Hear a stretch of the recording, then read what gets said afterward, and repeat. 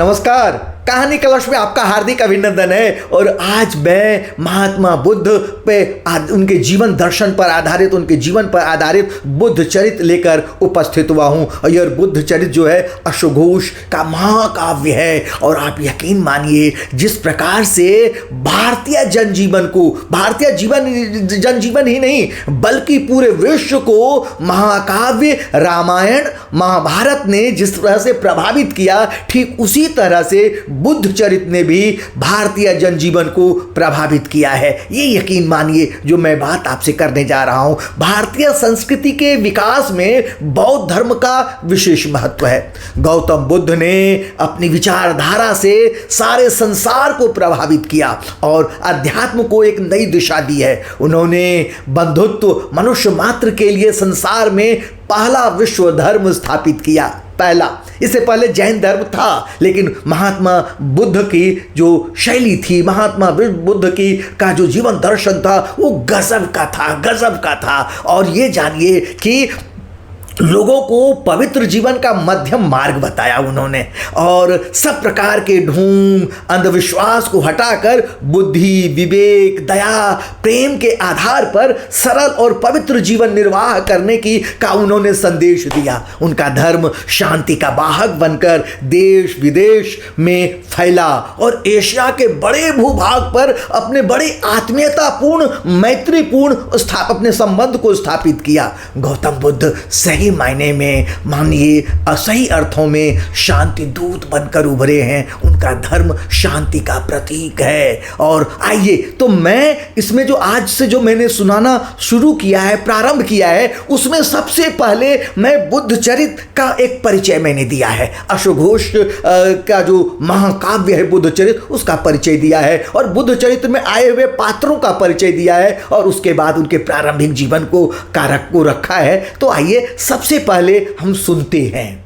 उपतिष्य, एक ब्राह्मण जिसे बुद्ध ने धर्म में दीक्षित किया। सुदत्त, श्रावस्ती नगर का धनी व्यापारी, बुद्ध का अनुयायी जिसने जेत वन में विहार का निर्माण कराया। प्रसेनजित, कोसल राज्य का राजा जो बुद्ध का अनुयायी हुआ। पुष्कर, गांधार देश का राजा जो बुद्ध का शिष्य बना। देवदत्त, सिद्धार्थ का चचेरा भाई जिसने बुद्ध को मारने का प्रयास किया। अजात शत्रु, मगध के सम्राट बिंबसार का पुत्र, देवदत्त का साथी। आम्रपाली, वैशाली की नगर वधु जो बुद्ध की शरण में आ गई। आनंद, बुद्ध का शिष्य जो सदा उनके साथ रहा। चुंद, पाणपुर का एक लोहार जिसके घर बुद्ध ने अंतिम बार भोजन ग्रहण किया। सुभद्र, बुद्ध द्वारा दीक्षित उनका अंतिम शिष्य।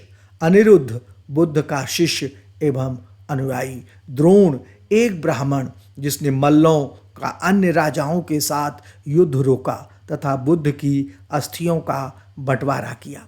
आइए, अब सबसे पहले अब हम शुरू करते हैं। मैं आपको सुनाने जा रहा हूं उनका आरंभिक जीवन। तो आरंभिक जीवन, सिद्धार्थ का जन्म प्राचीन काल में लगभग 2626 ईयर्स बैक पहले वर्ष पूर्व भारतवर्ष में हिमालय की तलहटी में एक छोटा सा गणराज्य था जिसकी राजधानी कपिलवस्तु थी। वहाँ इक्ष्वाकु वंश के शाक्य कुल के राजा शुद्धोधन राज्य करते थे। छोटे से शाक्य गणतंत्र में प्रजा सुखी थी और आनंद से जीवन व्यतीत करती थी। राजा शुद्धोधन की पत्नी महारानी माया जल में खिली कुमुदनी के समान सुंदर थी। वे एक कर्तव्यनिष्ठ और धर्मपरायण महिला थी। एक रात महारानी ने विचित्र स्वप्न देखा। उन्होंने देखा कि एक 6 दांतों वाला सफेद हाथी सूंड में कमल पुष्प लिए आया और उनके उदर में प्रवेश कर गया। महारानी को किसी भी प्रकार के भय या पीड़ा की अनुभूति नहीं हुई। उन्हें लगा कि उन्होंने गर्भधारण कर लिया है।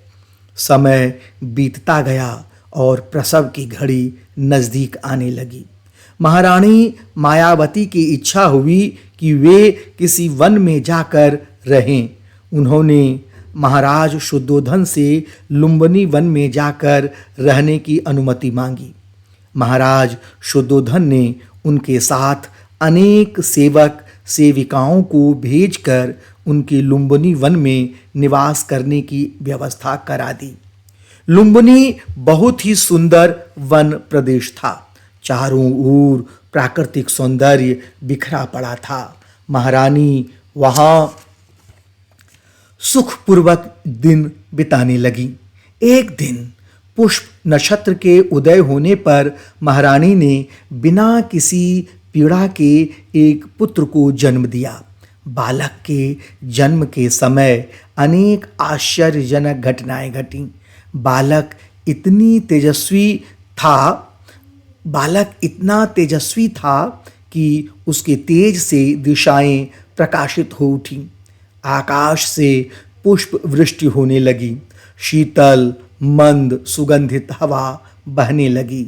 आकाश से शीतल और उष्ण जल की धाराएं बहने लगीं और बालक का अभिषेक करने लगीं।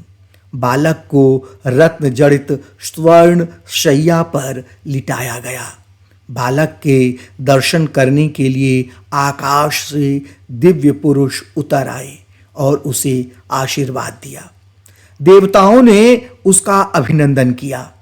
महारानी अपने पुत्र के दिव्य को देखकर आश्चर्यचकित हो गई। राजा शुद्धोधन की आंखों से हर्ष व भय के आंसू बहने लगे। बालक के जन्म का प्रकृति पर अद्भुत प्रभाव हुआ। हिंसक पशु भी हिंसा भूल गए। पशु पक्षी मीठे स्वर में गाने लगे।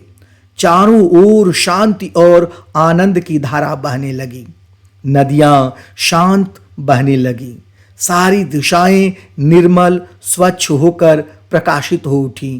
केवल मार को छोड़कर संसार इस बालक के जन्म से हर्ष विभोर हो उठा। राजमहल में बधाइयां गाई जाने लगी। स्त्रियां मंगल गीत गाने लगीं।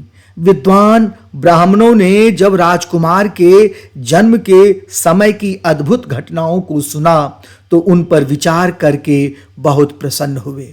उन्होंने महाराज शुद्धोधन को बताया कि यह बालक बड़ा होकर आपके वंश का नाम उज्जवल करेगा।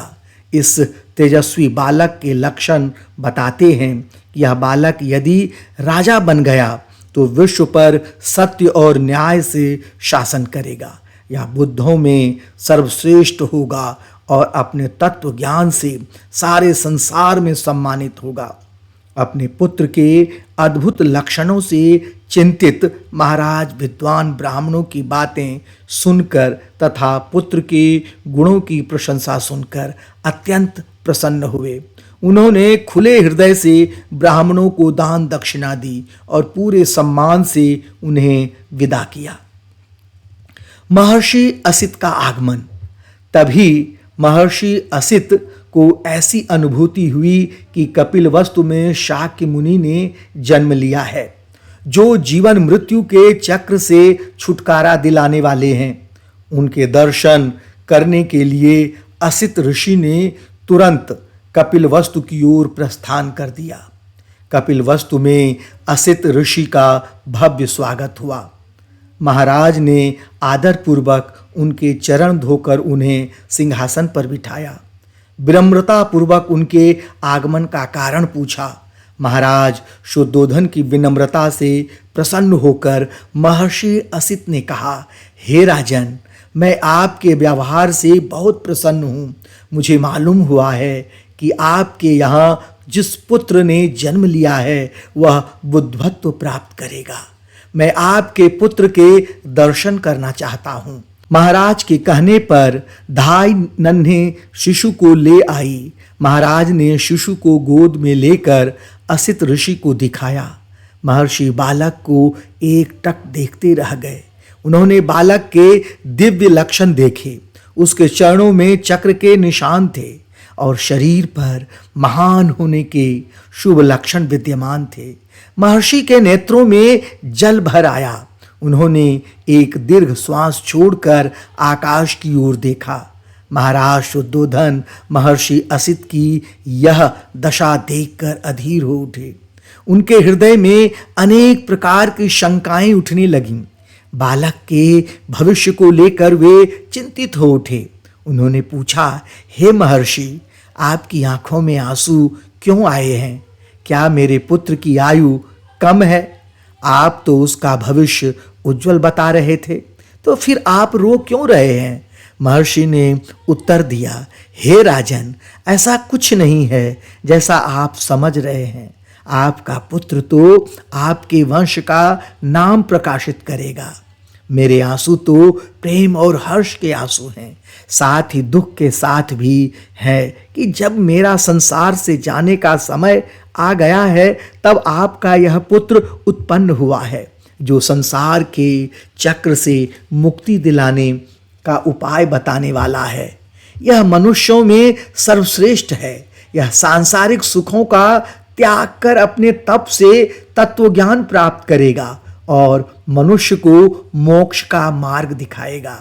मैं ही अभागा हूं कि मेरा आयुष्य बहुत कम बचा है और मुझे इसका धर्म श्रवण करने का अवसर नहीं मिलेगा। महर्षि के इस उत्तर से राजा तथा सभी संबंधी बड़े प्रसन्न हुए और उनकी चिंता का कोई कारण न रहा। महाराज ने महर्षि को गायें, भूमि, स्वर्ण और अनाज भेंट किए। महर्षि सबको आशीर्वाद देकर वायु मार्ग से लौट गए। राजकुमार के जन्म की खुशी में पूरे राज्य में उत्सव मनाया गया।